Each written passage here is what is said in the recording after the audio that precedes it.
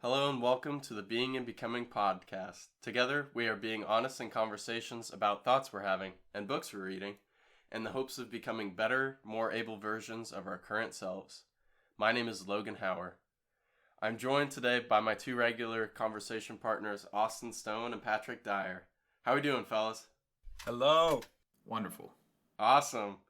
Well, today we're going to be going into our Shooting the Breeze segment, which we debuted in January, but we have not been able to revisit since. So, given that this segment's more of a free-for-all, I just wanted to turn it over to one of you guys to see just what's on your mind, what's going on in your lives, and we'll take it from there. Yeah, could I start by asking you, Patrick, some of your thoughts about gym and working out the gym? Hit me with it. What do we got? How do you feel like the neural pathways of being in the gym grow over time? Shoot. Anything in particular?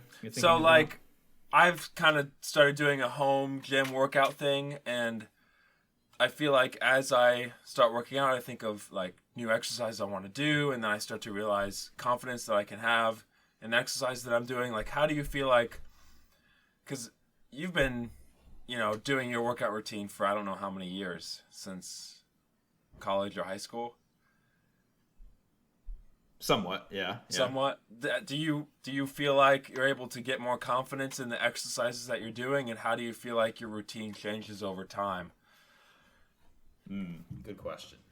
Definitely, for sure, get more confident in any particular exercise over time, especially as I get used to it. Try to build a mind-muscle connection. The more I do it, the better it gets usually.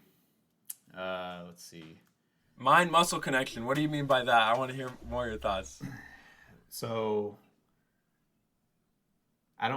it's not overrated, but what I try to do is say you're doing something simple like a bicep curl.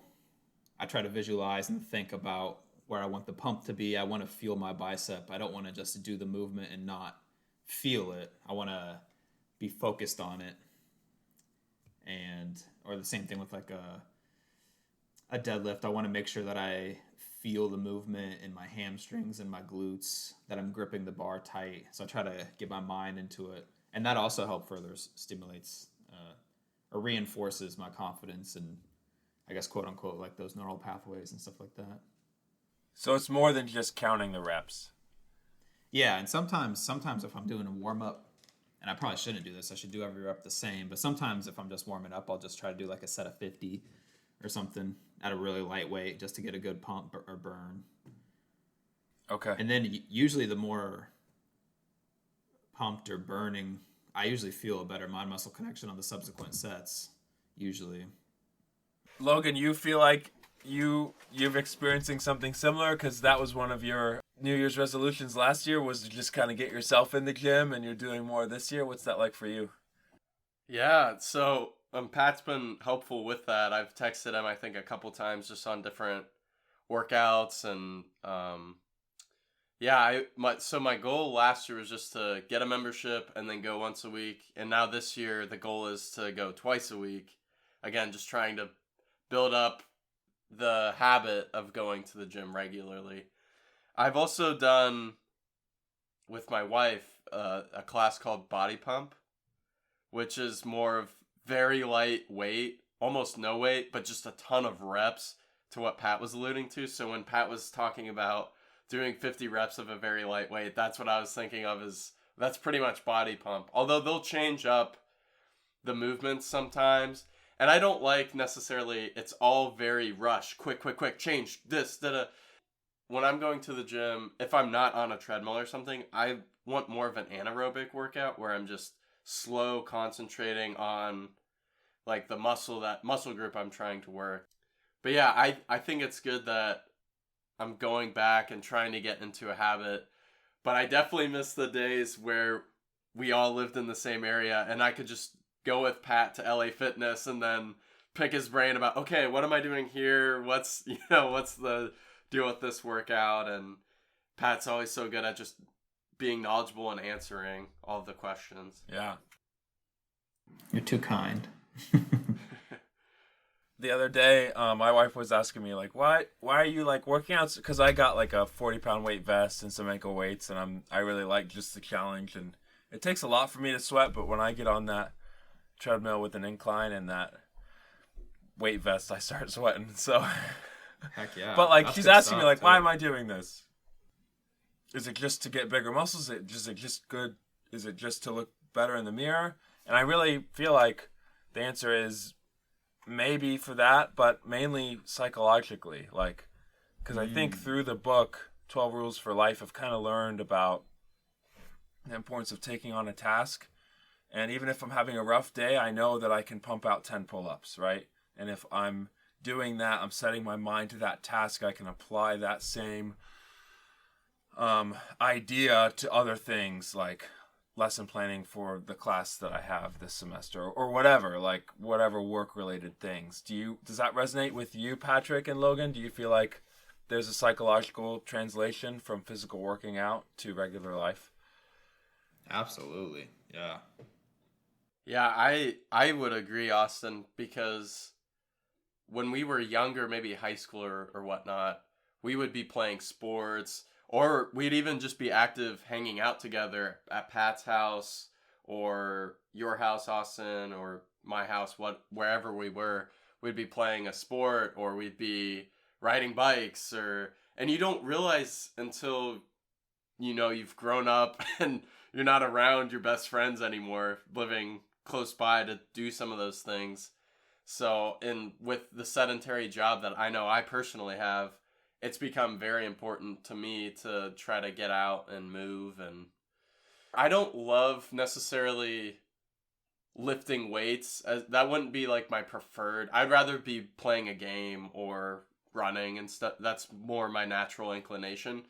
But as you alluded to, Austin, with that book, just the 12 rules and just having good influences like you guys in my life, I know that there is a lot of value in going to a gym, picking a workout routine, staying to that routine.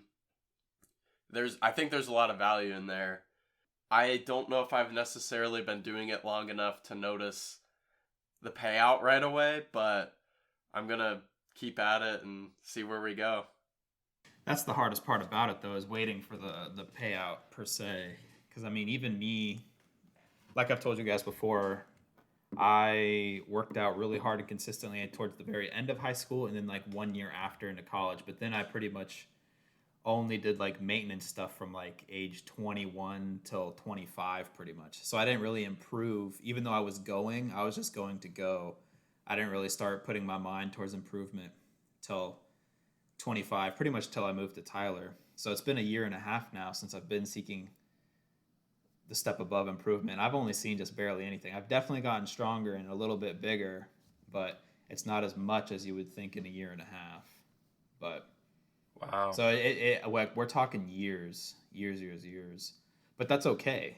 You need to be thinking about this. I'm going to do this till I die. Like this has to be for the rest of my life. Especially, I was even talking to my dad about this yesterday because I've been trying to get him and my mom to do muscle building exercises, cardiovascular exercises. So I'm like, all the patients we see in the hospital, they haven't been doing this kind of stuff for years. I've never seen a patient with a good bit of muscle mass. Just doesn't happen. Wow. If that's a common denominator, that means something. Yes, exactly. Yeah. So even though I'm not completely discouraged that I'm not further ahead after all these years, it's like it's probably going to be like 10 more years until I'm competitive. Yeah, that's really interesting too, Pat, that note you made about not one of your patients has been in great cardiovascular health, because there's not a magic pill for that. It is Exercise. just the work. Yeah, it's getting out there. And even though I'm not obviously at that state where I'm in poor health or poor cardiovascular health, but I am being more sedentary, and I can see if I perpetuate the way that I have been living, maybe the first couple years of COVID, quarantine, all that, if I perpetuate that forward, I'm not going to have a very desirable end state. Very true. I like the way my epidemiology teacher in nursing school said it. He said, what you do in your 20s is how you'll be in your 30s. What you do in your 30s is how you'll be in your 40s, so on and so forth. That's wisdom, man. Yeah, that's true. So I was like, yeah. So he was saying that to say, if you want to be healthy in your 30s, you need to start practicing health in your 20s and keep it going. So the mindset, oh, I'm fine since I'm 20, oh, I'm fine since I'm 40, doesn't work because that same mindset translates to the next decade per se. Yeah, and given our age and hormonal states right now, we're past the best muscle building ages of our youth, but we're still capable of building great solid foundation of muscle even in the late 20s. So we have to take advantage while we can. Well, I didn't know that. So is there a prime age range for getting swole, I guess? Yeah, it's definitely puberty. Oh, okay. Yeah, that's where everything's peaked. Like if you start right as you're hitting puberty or just shortly after, it's like if we were to inject anabolic steroids in our late 20s, get those numbers back up to where they were during puberty. That's insane. I had no idea. Yeah. And Pat, back to what you were talking about with seeing your patients not being in the best of cardiovascular and muscular health, I think that relates to something that Jordan Peterson talks about is you need to have an aim to aim towards, like a heaven, but you also need to have something you need to run away from, like a hell. Like if you were to make all the bad decisions in the next year, in the next 10 years, what would that life look like for you? Define that hell for yourself. And then if you were to make good decisions for the next year and next 10 years, what would that look like for you? So he's like asking people to define, a good trajectory of their life and then a bad trajectory, and having the carrot to run towards and the wolf to run away from are both very powerful. So Patrick, as you were saying, that carrot's not very appealing for you right now. You're not making that many rewards, but you're in much better health than all of the patients that you see that are in bad health. So that's like the hell you're doing a good job at staying away from in that particular sense. That's a great point. Yeah, I like that. Yeah, it's another one of those Peterson rules that compare yourself. What is it? Don't compare yourself to others, to who they are today, but compare yourself to who you were yesterday.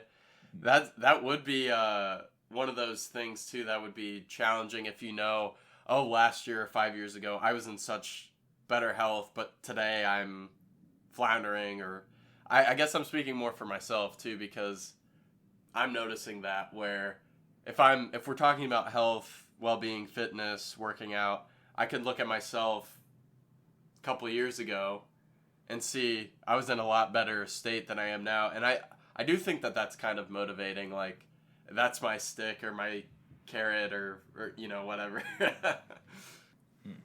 How do you feel, Austin, about your improvements in the last pretty much a year, a little over a year now? Yeah, so, I mean, what was it? 60 days ago, I started writing down my, just my pull-up and chin-up numbers.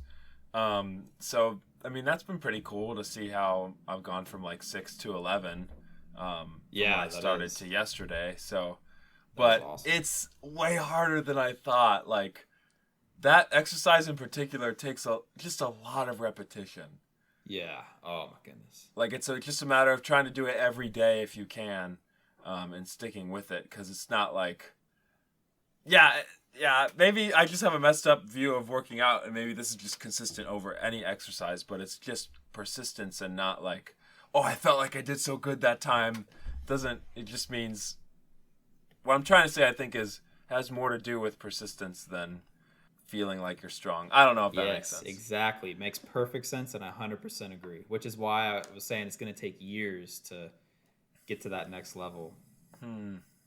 Good thing. Hopefully, we have many years left, right, fellas? Lord willing, to keep working on it. Yeah, I guess we shouldn't take tomorrow for granted, but you know what, Logan? That's exactly was another thought I had. I wanted to bring to you is a quote. I just thought of something, and I want to see if it makes sense. And it might be cliche, but here's what I wrote down in my notes just one day when I was thinking. Just in case you might have forgotten, tomorrow is not a gift. Today is. Wow, I like that, Austin. And that's like what you were just saying. So I had to pass that along. Man. Do you think people know that inherently? Like subconsciously, maybe? Maybe that's a better way. That tomorrow isn't a given? Or and like today's a gift. See, I'm tempted to say the opposite thing for people. People get so focused on the future that they forget to live in the today. That would be my temptation of thinking about like people as a whole. Yeah. Could you believe that today is a gift if you don't believe there's a giver of that gift? Huh. So There's an implication there, right, Austin? yeah, I think so. Nihilists aren't going to tend to see today as a gift, are they? Probably not. If everything is meaningless, I mean... I really want to get a nihilist on our podcast, a self-proclaimed, because I do feel like we speak a lot for them. And I think that'd be an interesting... We probably straw man it way too much, so for that I apologize. That's fair. No, that's fine. I think it's a great point. I'm just saying, like, I think it would be interesting to get that pushback, or something like that. But there is an implication there that today is a gift. What does that mean? Who did we receive it from? Someone could say the universe, or existence the earth itself, even. I guess. Existence itself, yeah.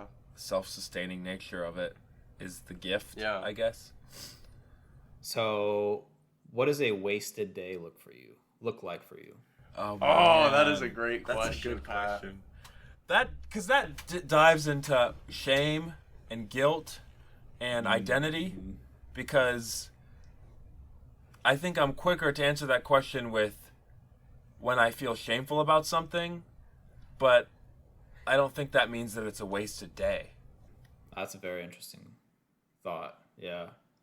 So, Austin, you're saying your perception of what a wasted day is might not necessarily be a wasted day? I think so. Interesting.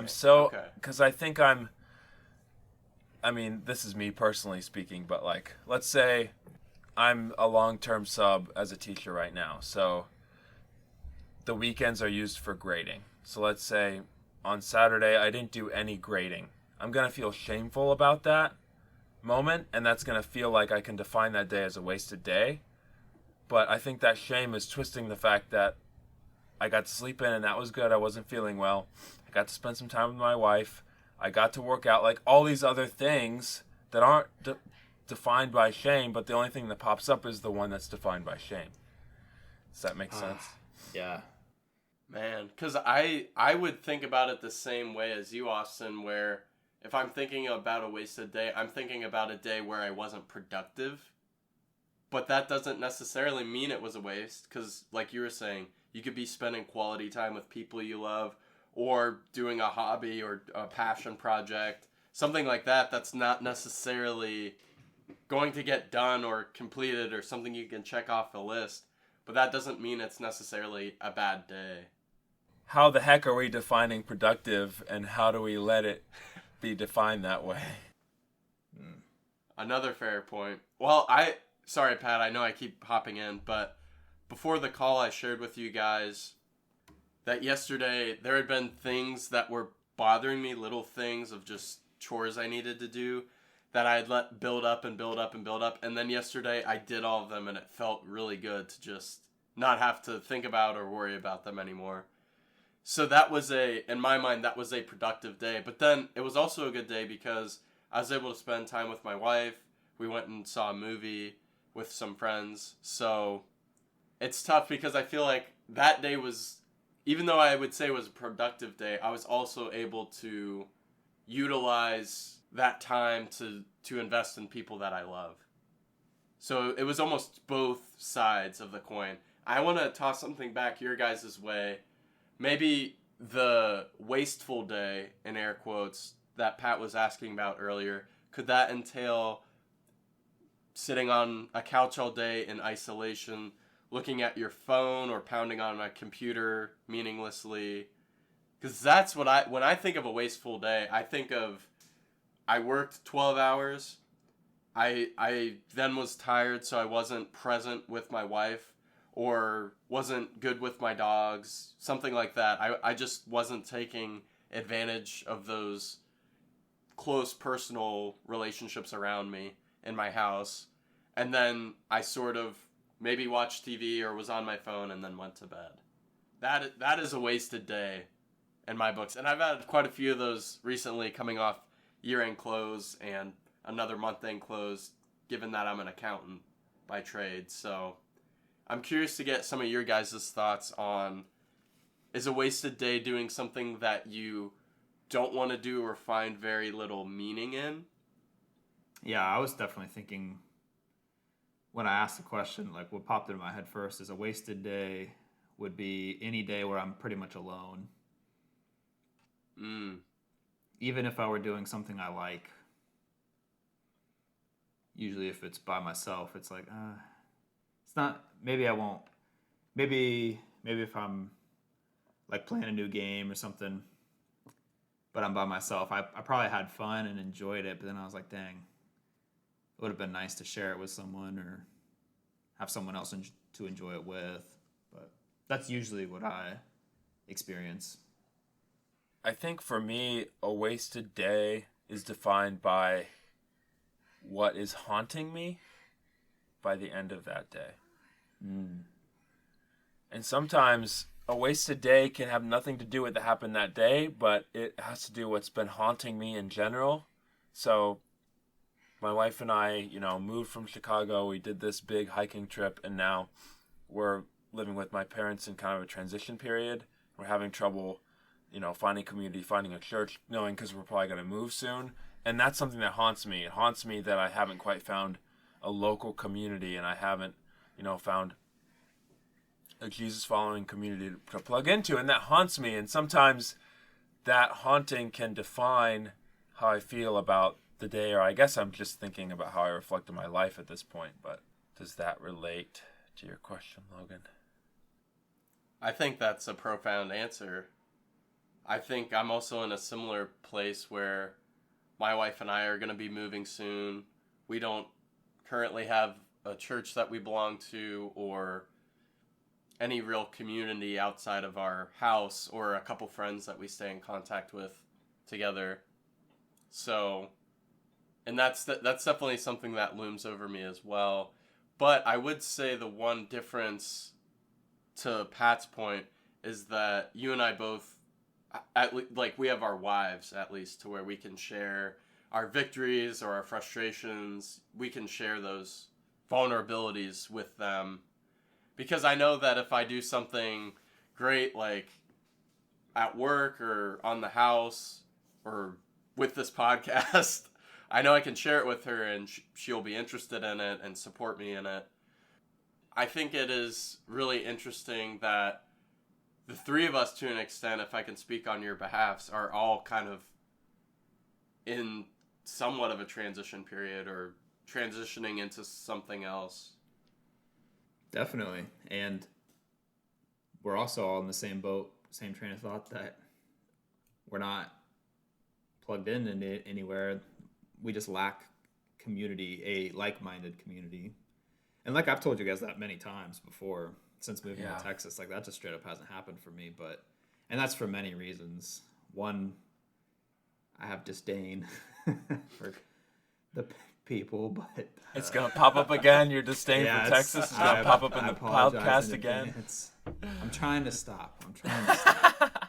But I will say we so did get some funny comments from the first Shooting the Breeze we did about people were laughing about Pat's comments on Texas and the people and things like that. It's seriously so bad. So bad. Oh, man. There's a story. I'll tell you guys later. There was a story last night. I went over to my parents in Longview. My mom just got back home from Florida. And the first thing she wanted to do is go bowling because she loves the bowl. So we went to go do that. But there were too many people. I'll tell the story later. Anyway, I would get on a train that I couldn't stop. No. What happened to bowling, Pat? Later. Not on air. It wasn't anything crazy bad. It was just like No, I get that. It was just a story you don't want to share on the Yeah. podcast necessarily. It's just I get that. It's too negative. Fair. Too negative right now. I was just saying, not that negativity can't be on the podcast or shared. It's just I'm directing it purely towards the people of Texas. That's why. Which anyone would in their right mind, which I'm in. So. Look, the North is just superior. Higher IQs. Midwest, like Midwest? Yeah, Midwest, North, even. Yeah, definitely. People are nicer. Way more kind. There is a Midwest hospitality that rings true, I think, in most. I just want cities. to know, you've all heard the saying, Southern hospitality, right? Yeah. Yes. I could not even come close to telling you where that came from. I have no idea. This is the least hospitable place I've ever been in. I think it's funny, Southern hospitality, I think of more of Alabama, Georgia, Tennessee, that area. For some reason. I don't know why. Actually, that is what I think too, so fair enough. So, Texas, I guess, is its own entity. Terrible one. But They're just on, they're too far west, maybe. They're just in their own I'm seriously, pocket. I felt fine until I started talking about it. My blood's boiling internally right now, thinking about it. Thank you for tuning in to our Shooting the Breeze conversation. Please let us know if you have any suggestions as to books we should read or topics we should discuss by contacting us at beingbecomingpodcast@gmail.com. Again, that's beingbecomingpodcast@gmail.com. We hope you join us next week for another engaging episode.